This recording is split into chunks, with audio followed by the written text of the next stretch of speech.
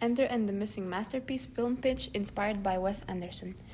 Join Detective Ender and enigmatic Maya in the race against the Diamond Secret, where friendship and wit may hold the key to solving the city's greatest mystery. In Vilnius, a crucial painting goes missing, prompting Detective Ender to enter in the case. He meets Maya, a figure who might know where the clue is. Together they unravel the mystery and face hidden secrets, racing against time to save the painting and the city from disaster.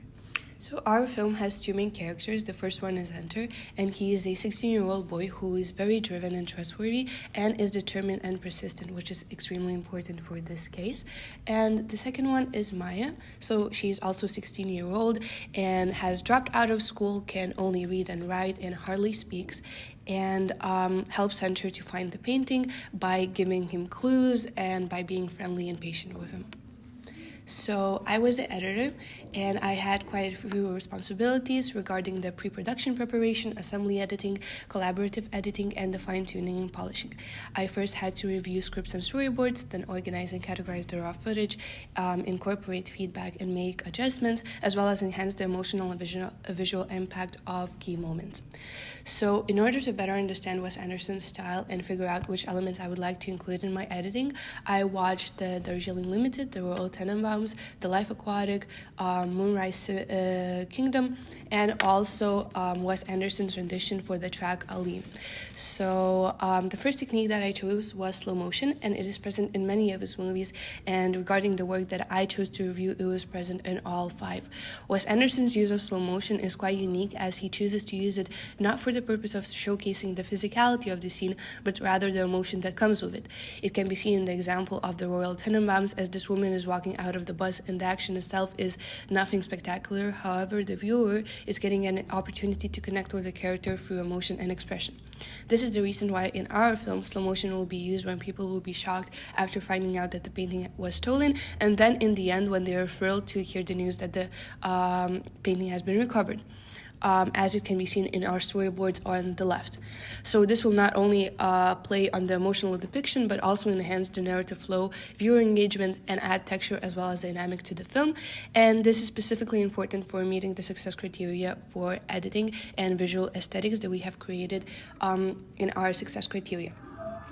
The next element that I chose was music, since while I was analyzing the slow motion scenes, I noticed that music plays a crucial role in Wes Anderson's style, as well as it touches upon the viewer's sense of hearing and further exaggerates the scene.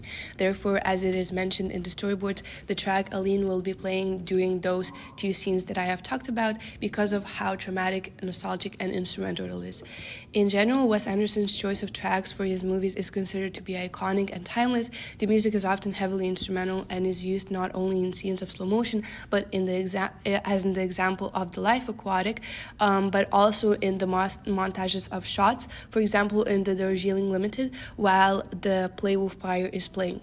This is the scene that inspired for the 2 scenes in our movie to also be montages of reactions of different people, and so therefore the slow motion, the montage, and the track that will be playing in the scenes 2 and 6 in our storyboards are directly linked to the works of Wes Anderson. This element of intentional music is not only plays a part in effective editing techniques to resemble Wes Anderson, but also enhances the experience of the viewers, as mentioned in the success criteria. Okay. Moving on to Wes Anderson's typography. As it can be seen in the examples from the movie posters, the letters tend to be straight, even, and pointy. I have also noticed that the yellow and orange are most popular colors for the text. Therefore, in our trailer as well as the upcoming film, the text will often be the same and in shrift and in orange. As I watched the movies, it was clear that Wes Anderson also includes typography with close-up shots of letters, newspapers, or documents. From this came the idea that Enter and Maya in our film will also be finding a map that will be organized by the use of letters. That, of course, will be in the style of Wes Anderson. The scene can be seen in the storyboard as the 2 characters are studying the map and that they have found, and the shot size goes from medium to extreme close-up. This use of typography goes back to our graphics success criteria and will enable our film to be highlighted with sharp and precise graphics that further enhance the Wes Anderson resemblance. And lastly, Wes Anderson and is particularly recognized for his use of color. As I watched the movies, I got the feeling that the director, through his use of colors, was able to create a world that was away from reality. It often has had this animated look, which was not too exaggerated. It often created a feeling of nostalgia through those muted, often warm colors, although in The Life Aquatic we can see that the blue is also quite prominent. In the color palettes can be seen that even with the muted colors, the director manages to bring in contrast and use it for some character or prop to stand out. Generally, I am planning to apply the muted yellow filter, which I recognized while analyzing his work, and also work closely with the cinematographer in order to make sure that the general palette of the movie is intentional. To refer to the storyboards, I chose the scene when Enter is looking out in the city, since that is where the colors and the saturation can be recognized well. However, the coloring will be applied to the entirety of the whole film. And this, of course, will serve our success criteria for visual aesthetics as well as relate to the cinematography of the film. As a cinematographer inspired by Wes Anderson, my pre-production preparation involves reviewing scripts, storyboards, and rubrics to ensure a deep understanding of the narrative and visual requirements. I collaborate closely with the editor to conceptualize the visual style, drawing inspiration from Anderson's signature aesthetic. Together, we set locations that align with the film's tone and themes, and I select equipment that can be achieved Anderson's distinct visual language. In making the trailer, I selected the shots to emphasize the essence of the film while also paying attention to Wes Anderson's stylistic approach. By incorporating these diverse camera placements and angles, I aim to create a visually compelling trailer that captures the essence of the film and intrigues the audience, all while staying true at the distinctive visual style inspired by Wes Anderson. So, in order to meet my pre-production preparation, I chose symmetry.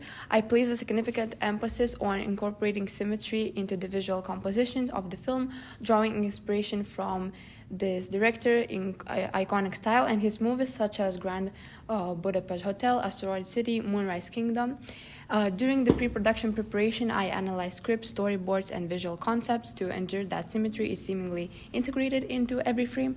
And drawing from these examples, I incorporated symmetry into my own work as a cinematographer to evoke a sense of visual harmony and coherence, whether it's framing characters within a symmetrical environment or composing shots with balanced elements on both sides of the frame. I strive to capture Anderson's signature aesthetic while also infusing the project with my own creativity. In the pre-production preparation phase, I also used wide angle lens. I incorporated it and I also used this director style and compared my work with Loki, Moonrise Kingdom, Grand Budapest Hotel, and Fantastic Mr. Fox.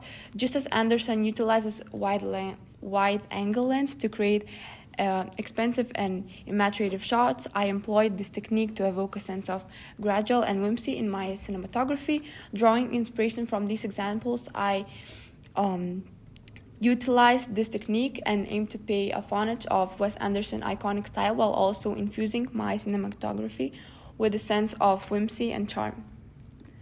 I also used tracking shots as another technique in order to meet Wes Anderson's movies, as well as the same movies as I mentioned before, including The Train Countdown the Same.